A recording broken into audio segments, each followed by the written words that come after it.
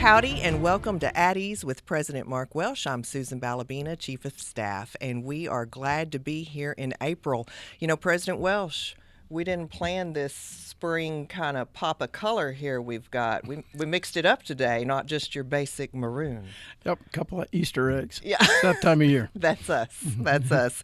Well, it has been exciting spring so far. We've got exciting things coming up. Muster is right around the corner, but you and I have been spending a lot of time together, more than usual even, because we have been doing college and school visits. At Investiture, you announced you wanted to get out to each college and school, see all the great things that were happening, help solve problems, and learn more about how we can support people. And we've started that. So talk a little bit about the theory behind those visits and what you hope to accomplish. Thank you, ma'am. And it's always great to spend time with you. The more, the better. That's right. How was that? That's perfect. Good. Thank Perfect. you. College visits are really important, I think, just to be able to do our jobs and for the entire administration to do their job. I think the intent is to make sure that we never forget where the real work gets done here at Texas A&M University, where the mission's done, and who are the people who actually accomplish it. And that's really not us. It's really the faculty, staff, and students of the great colleges we have here in the university. And so understanding how they see things, how they think things are going, what they're frustrated by, where they think we can improve, how are we communicating, are we saying stupid stuff, are we focused on the right things?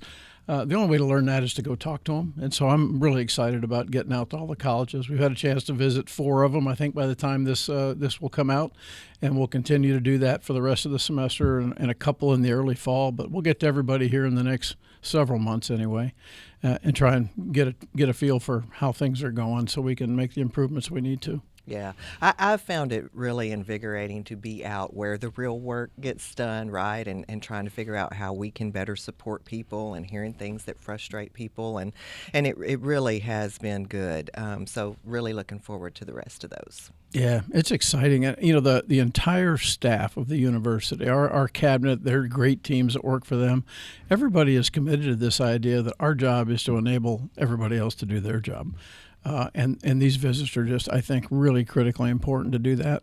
And it's always great to remind ourselves how phenomenal our faculty is, how magical our students are, and how incredibly important our staff are to getting this job done right. So and they're fun. Yeah, they are. They are. I hope they're fun for the participants, too. Yeah, maybe not as much for them, but but they're fun for us. So there you go.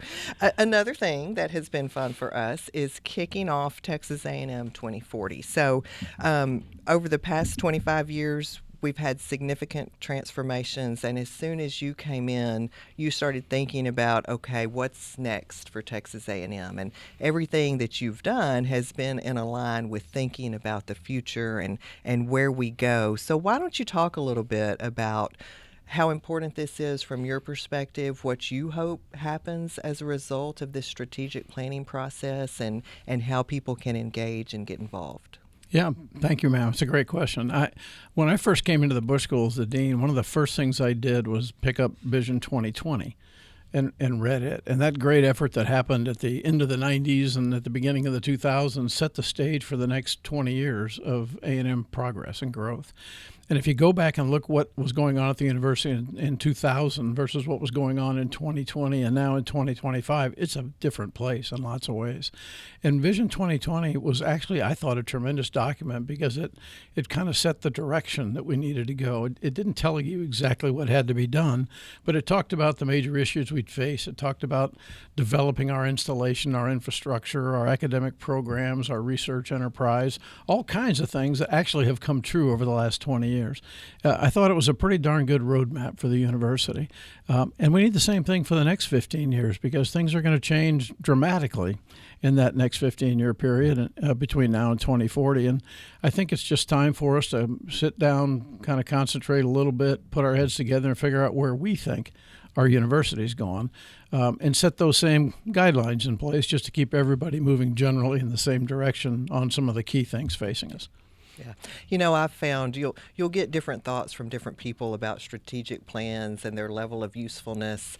I've found over my career a good strategic plan really does help people get aligned on where we're going and how we're going to tackle challenges. So I'm very excited about it. And I know Joe Pettibon and Angie Hill Price have co-chaired that, and they did a kickoff meeting for that late last month. Why don't you talk a little bit about what was accomplished there? Yeah, I thought the kickoff meeting was exceptional. There are people on the 9 working committees inside the Vision 2040 plan from every part of the community here at Texas A&M. We have current students, undergrad and graduate. We have faculty members, staff members. There's former students there. There's representatives from our affiliated organizations and associations. It's an incredible group of people, some of who worked on Vision 2020 as well, and bring that background and experience. We kicked it off with Joe Pettibon talking about the change here on our campus in the last 15 years, and I think that was eye-opening for people. And then kind of setting the stage for a discussion with a gentleman whose organization provides national level data and support for strategic planning for universities across the country. And his data was fascinating about how things are changing in education, how things are changing in universities and colleges across the country. And then Ethan Braden, our marketing communications director, talked a little bit about telling the A&M story and how it is an essential part of this visioning process, and talked about what they're trying to do and specifically what the rest of the country thinks about Texas A&M right now, and then a little bit about the effort to figure out what do we want them to think and how do we get from here to there. It was a phenomenal start, I thought. A lot of work to be done over the next year and a half or so, but they're off to a running start. It was really, really well done by Joe Pettibon and Angie Hill Price. Yeah, I've heard great things about it, and we'll keep listeners updated on progress through this podcast as we move forward. Yeah. But now it's time to get to the real star of the show. We have on our campus the SEC Professor of the Year. So we're going to take a quick break, and we will be right back to talk to SEC Professor of the Year, Dr. Bill Murphy. Did you know KAMU Studios offers 14 original shows? All of these locally hosted productions are featured on our local shows, series, and podcast webpage. Topics cover Texas A&M, art, politics, music, books, gardening, community issues, and more. Find what interests you on our website. Then listen on your favorite podcast platform. Go to tx.ag/KAMU FM shows and start listening today. Howdy, and welcome back. We are here today with who I think is a very special guest. The gentleman sitting to my left received his PhD in biological sciences from the University of Tulsa, and then became a postdoctoral research at the National Institute of Health and the Cancer Institute there, which had to be a pretty exciting way to start a scientific career. But then could not resist the appeal and came to Texas A&M in 2004. He currently serves as the James E. Womack University Professor of Genetics and Regents Professor in the College of Veterinary Medicine and Biomedical Sciences here at Texas A&M. Dr. Bill Murphy is here with me today. Bill, it's great to have you here.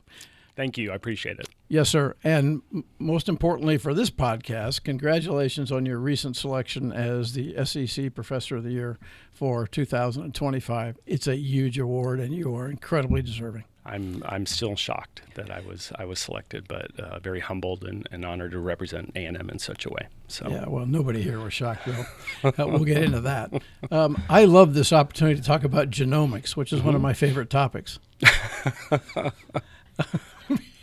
Right? Because Talk about it every morning over breakfast. I took so many genomics classes. Right. This topic is it's inspirational, it's terrifying, it's fascinating. Tell us a little bit about your background other than your PhD at Tulsa and your work at the National Institute of Health. Right. So I grew up in the northern Midwest in northern Illinois, in a small farming town. We weren't farmers.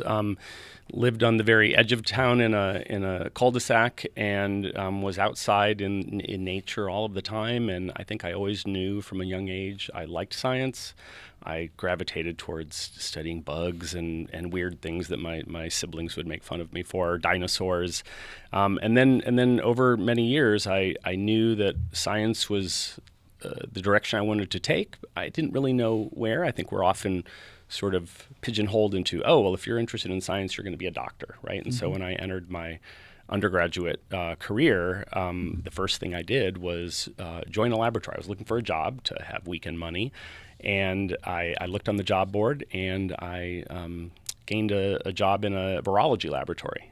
And that's where I really learned that science is kind of cool, right? I think we have this perception, or many in the public have this perception that, scientists are boring and dull, but it was really exciting to work in a lab and have a PI, a principal investigator, who was very young and was passionate about Metallica and Pink Floyd and things that I thought were cool, but also was really giving and nurturing in terms of showing how wonderful science can be, and that was the first of 4 years of me working in a laboratory, and that's really where I gained my passion to continue a career in laboratory science. Yeah, fantastic. Yeah. Well, which is great for Texas A&M, I'll tell you that. So you're an expert in cat evolution and genomics. Talk a little bit about what that means.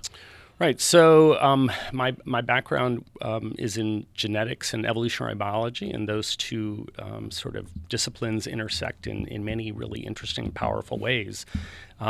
Just generally speaking, when I first went to the National Cancer Institute, that was sort of the time or the explosion of this field called comparative genomics, and that's really what my primary discipline is, and that's really where we use the genomes of different species to pinpoint and understand the building blocks of a genome and how that's used to build proteins that make a cell work. And so the motivations, of course, at the time were to understand, what does the human genome do? When they sequenced the human genome when I first arrived as a postdoc, they knew what 2% of it did, but they didn't know what the other 98% did. And so we knew that by comparing and studying related species like cats and dogs and cows and mice and rats, that we could pinpoint the parts that stayed the same over long periods of evolutionary time. And we knew those were critical for turning genes on and off, and ultimately understanding and identifying those parts of the genome, which is otherwise really hard.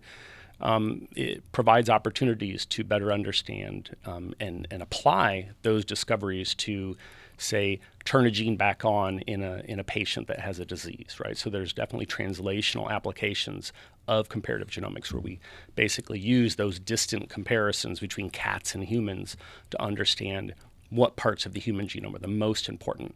And then we can also use those same approaches to understand cat biology, right? So working in a vet school, there's a lot of interest in treating our pets' diseases. And so we can use those same approaches and identify mutations that cause a particular breed of cat to have a disease. And then we can develop genetic tests to help reduce the burden of that disease in the pet population. And so those types of approaches, I spent much of my career starting at the National Cancer Institute building the first genetic map of the cat. And part of that was to understand the human genome, but it was also to apply those tools to understand feline disease when it was a model for human disease especially. But also, I think one of the most gratifying aspects of working on cats is that we can apply our knowledge about cat genetics to the 41 other wild species, the ones that really get people excited, like tigers and snow leopards. So I've had enormous opportunities to translate our work in cat genetics to better understand and preserve and manage those natural populations of cats that are, many of which are endangered. Yeah, fantastic. Talk to us about this, the new Center for Comparative Genomics, the cross-disciplinary effort that's happened here on campus that you're such an integral part of. Yeah, so one of the reasons I came to Texas A&M in 2004 was it was this world-class animal genetics community. And we had people who were working on cattle and cats and dogs and rodents. And so it was just a really exciting place to be. And that was one of the real motivators for me coming here. And we've, since that time, recruited people over the years. And now we're at a time where we can understand genomes so well in a way that we couldn't 20 years ago, that it's really a cost-effective and an exciting time to be a geneticist. And so the time is ripe to basically use these new technologies to advance comparative genomics applications in agriculture and veterinary medicine and human biomedicine and in conservation biology. And that's what the center is going to do, is try and recruit the next generation of scientists who are the leaders in these areas to Texas A&M and drive the next generation of innovations and treatments. Yeah, fantastic. It's really an exciting effort, and it's one of the great things about the university, I think, is we bump into opportunities and people and organizations in every one of our colleges that are doing some kind of integrative work that is going to change things for the better for our animals, our people, or for everything. And it's just exciting. Thanks for running that center. That's a big thing for Texas A&M. I'm very excited. I want to mention just a couple of accomplishments and just watch you blush. You're a National Academy of Sciences member, which is a phenomenal award, one of the highest honors a scientist can achieve. You're an elected fellow of the American Association for the Advancement of Science. You're a Chancellor Edges Fellow. You're a Presidential Impact Fellow. And now you're the 2025 Southeastern Conference Professor of the Year. And let me just remind everybody what this award is given for. It's given to the SEC faculty member whose record of teaching, research, and service places them among the elite in higher education. And this is selected from faculty in 16 great universities in our conference. I think of note, in the last 7 years, A&M professors have won this award 3 times. Which says something about our academic standing in this conference. Dr. Derensberg in 2018, Dr. Karen Woolley in 21, and now Dr. Bill Murphy in 2025. Congratulations on just a remarkable career. Yeah. How do you feel being an elite faculty member? Great company, right, that I'm keeping with them. And I just... I'm a little speechless, right? I didn't expect to receive this award. I've been very fortunate over the last few years to have my work recognized. That's a long process that I don't think most scientists think will ever come their way, those opportunities and those rewards, or awards, excuse me. But I just think for me, being able to represent Texas A&M in such a way and to really let us shine as we often do amongst the SEC, and if I'm allowed to say this beat the hell out of the other SEC teams. You're allowed to say that. Okay, I thought so. It's just an amazing opportunity, and it really excites me and drives me to continue to do the work that I've been doing. Any myths you'd like to dispel for all the listeners about scientists? Yeah, I think, as I said earlier, the idea that, I always thought that science was boring and why would I want to work in a lab? And the truth is scientists are really cool people, right? I mean, when I went into that lab and my PI, Dr. Lynn Lucier, was, reciting lyrics from Pink Floyd, Time, and Metallica, but at the same time talking about science and why I should be excited about it. I mean, it was really... just opened my mind that this is a place for everyone, right? That science, many people can become engaged and excited about science, and I think having those opportunities and bringing undergraduates and future graduate students into your lab and exposing them to what I call discovery, what makes me jump out of bed in the morning is what is awaiting me in my lab that we're going to discover that no one else has known before. So, but scientists are very human, and they're often multifaceted and interested in music and art, and you name it. They're just regular people and not these stuffy professors that we're often portrayed as. Would you like to explain to today's Aggies who Pink Floyd and Metallica were? Oh boy. I'm actually proud to say I attended a Pink Floyd concert in Rice Stadium when I was in graduate school. Pink Floyd was one of the big rock groups of the 1960s and early 70s, or even continuing until the 90s. One of my favorite bands of all time. Metallica was they're a great sort of metal rock band from the 1980s and 90s that again were sort of instrumental in driving the music scene in those times. And Pink Floyd again is today still one of my favorite groups. Yep, mine too. Been to concerts of both. My neck almost never recovered from the Metallica concert. Lots of head banging going on in those days. Dr. John August, our great dean of the Veterinary Medicine and Biomedical Sciences School, asked me to make sure and ask you this question. I assume because you work on cat genomics that you're a cat person and not a dog person. I'm both. I actually grew up with dogs and only had my first cats when I was in graduate school, I believe. But since then, my cats have outnumbered my dogs. I've had one dog, and when he passed away, I felt that I really didn't want to replace him, and dogs are a lot of work. I love dogs, but I must say I love cats, and part of that is due to the fact that I study them, and I kind of feel like I know them, deeply, and not just, they're on the surface, but I ask myself questions about, why is my cat this way? Maybe I can take a sample and figure out why. Okay, let me ask you one last question. Your impact has been significant. Your career is like midstream right now. You've reached full speed, everybody thought, and now you're continuing to accelerate. What accomplishment? What it could be research, it could be your mentoring of other people, which you're well known for, and I know you believe is important. It could be the impact you've had with a particular project. What is there an accomplishment that you're most proud of?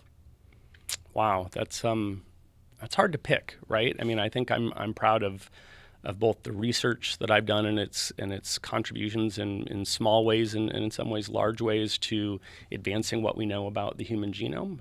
I think our work studying how different mammals are related to each other and their evolutionary history had substantially transformative implications many years later that ultimately helped us identify the important parts of the human genome and how that can be translated into therapeutics. So that's very exciting. It's not something you imagined would happen 20 years ago, but we always knew the promise was there. But also, I think training the next generations of scientists is what really excites me. Seeing my students get engaged and those aha moments and really be excited about the same things that drive me. And so that's, it's important that we have a well-trained scientific, community moving forward to deal with these, challenges of climate change and the newest pandemics and conserving endangered species, right? So it's a privilege to be able to to be able to train these next generation of scientists, and I'm thrilled and excited by the students who are in my lab and the findings they discover every day. Yeah. You could get me to take a genomes class if I was a young Aggie. I never thought I'd say that to someone, but I would take your class, Dr. Murphy. Thanks for everything you do. Sure. Let me read a quote to close out here from one of your nominators for the Professor of the Year Award for the SEC. Bill has one of the most productive internationally recognized labs, which fundamentally impacts the way we understand mammalian evolution, as well as the structure and functions of genomes. His personal contributions to the body of knowledge on genomics is massive.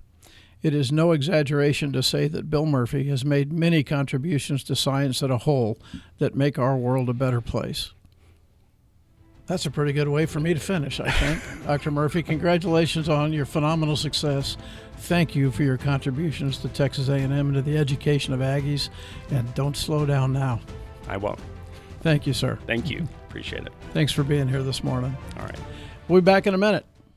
KAMU Studios loves hiring students. We develop aspiring media professionals by providing hands-on experiences and letting them create for audiences of all ages. Recent graduate Maria Moctezuma. You can come in with zero experience and come out of here a professional. I definitely wouldn't have gotten a lot of the interviews or opportunities I had if it wasn't for this job. Eager to learn more? We'd love to connect. Email us today, kamu@tamu.edu. All right, welcome back, everybody. We've just heard a great conversation with you and Dr. Bill Murphy, our SEC Professor of the Year. When are you going over to sign up for that genomics class you mentioned? I've reconsidered. During the break. Yeah. That would be terrifying. You have a complex schedule. It would be hard for It'd us be hard to to fit it make in. that Yeah, this semester. work. Yeah. But boy, what a great human. He's a great human, and he's a brilliant scientist, and he's working with other brilliant scientists in the Center on Genomics. I don't even know how to describe how impressive our faculty members are. I agree completely. It's astonishing. It is. It is. And as you've said many times, we're just not worthy. Exactly. When he said, he hops out of bed. What motivates him to hop out of bed is to go and solve a new problem. I'm usually motivated by breakfast. That's why I hop out of bed, right? I've never been excited about hopping out of bed. I just, if you think about just the faculty members we've had on this podcast in just a few episodes, and think about the things they're doing, the impact they're having, how excited they are about their jobs, how excited their students are about working with them, learning from them, doing research with them. We are so lucky here. I was just going to say, we are so lucky we get to be surrounded by these people, but really the world is lucky that we have these amazing individuals here at Texas A&M. Yeah. It's incredible. Yeah. They're impacting the planet. Yeah, indeed. So I have a fun question for you. Our viewers, our listeners, they're submitting questions. I think it's the free Addie's coffee cup that is motivating them, by the way. We just thought, and this is a real question that was submitted, and given who our guest was, we thought it was the perfect question to ask you. I saw what you did there. You a dog person or a cat person? I actually love both. I grew up with cats, and our family had cats when I was growing up, and I always wanted a dog. And so I'm a dog person. Okay. We've pretty much had 2 dogs, Betty and I have, since we were married. Betty's allergic to cats, so we can't have cats in our house. No cats. No cats. But we love animals in general. We love dogs. Our dogs are way too much part of the family and kind of drive our life because we're idiots about them. Well, so now you know, a dog person. By the way, while we're talking about all these great faculty members, I fell in love. I mean, literally fell in love with the College of Veterinary Medicine and Biomedical Sciences because of the dog we had when I first moved here in 2016. Rilla was about 17 years old when she finally had enough of life. Had a stroke one morning, and it was time to say goodbye to her, and I didn't know what to do, and I was a complete mess. So we took her to the vet med clinic, and Betty couldn't even bring her in. I couldn't talk. I literally was just kind of stammering around and didn't know what to say, but they knew what was wrong, and the doctor who was there and the fourth-year student who was assisting him basically took care of me for about an hour and a half, and until I finally said goodbye to Rillo and we left. They were magnificent, just unbelievable in the way they handled that very common occurrence for many, many people. But it was so graceful, gentle, caring. It was about as perfect as it could be in a really imperfect moment. I love the vet school, I just tell you. Yeah, and there's a million stories like that, right? Yeah. I hear from people all the time who they're thanking us for the vet school and for what they did for their pets, and so they not only have these brilliant scientists, they have this service that they provide for the community and the state. I mean, people come from all over with complex problems, and they solve them, or they provide the compassionate touch that people need at the right time. So it's great. Okay. Really good. All right. Well, let's switch gears. We have another question.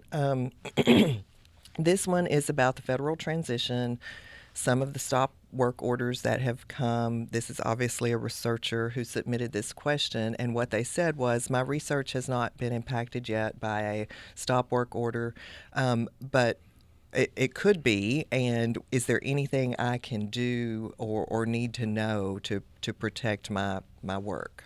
Yeah, I think the big thing right now is that the Vice President for Research's office and the provost team in general have done a really good job of staying up to speed on everything that's happening in Washington, from executive orders to agency responses to that, to agency policy guideline changes.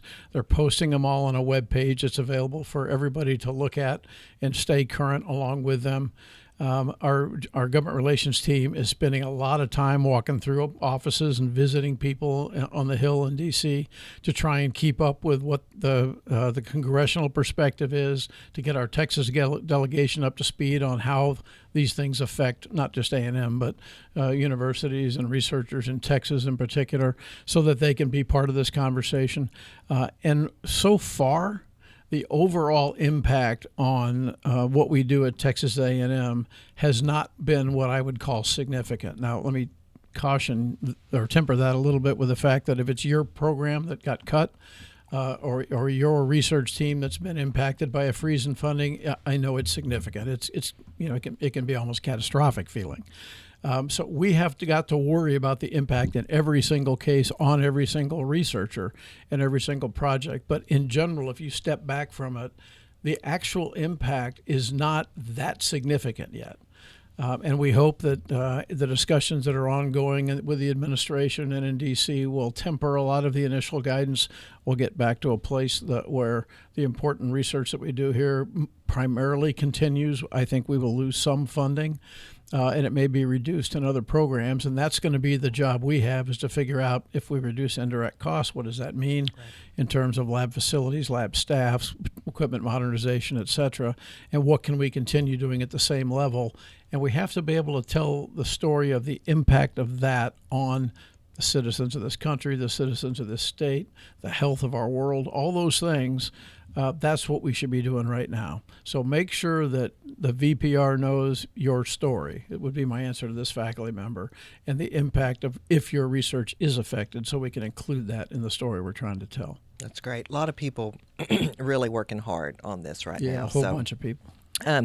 Okay, we are not only getting questions submitted, we're getting suggestions now too. And we had a really good one, so I thought I would share this suggestion that came from someone with you.